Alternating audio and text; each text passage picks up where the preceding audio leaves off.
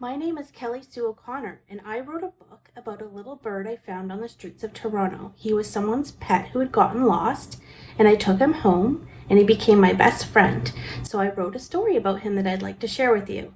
Do you like stories? If you do, find your favorite spot in your house to read stories, and we'll read it together. Banana Bird Finds a Home by Kelly Sue O'Connor, illustrated by Mike Gatti. Banana is a little canary. Yellow like a banana, not red like a cherry.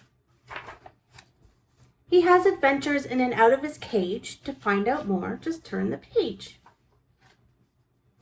On a bright, clear, sunny day, Banana Bird went out to play. But the window was open. Banana flew out. He had no idea how this day would turn out. He flew as fast as his little wings could until he was far from his own neighborhood. He looked to the left, he looked to the right. The house he had flown from was long out of sight. Banana was frightened. Being lost was no fun. He could not remember which way he flew from. Then a curious girl found him all alone. She scooped him up and she brought him home. She sensed that Banana was terribly scared. So she sang to him sweetly so he'd know that she cared.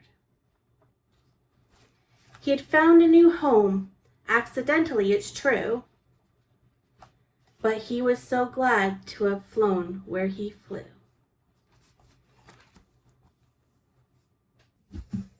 And Banana also loved music, and I used to sing to him all the time, and he would sing with me. So I thought I would share a song with you that we used to sing together. What fun shall we have today, Banana Bird? What fun shall we have today, Banana Bird? We could hop, skip, jump, and play, Banana Bird. We could hop, skip, jump, and play, Banana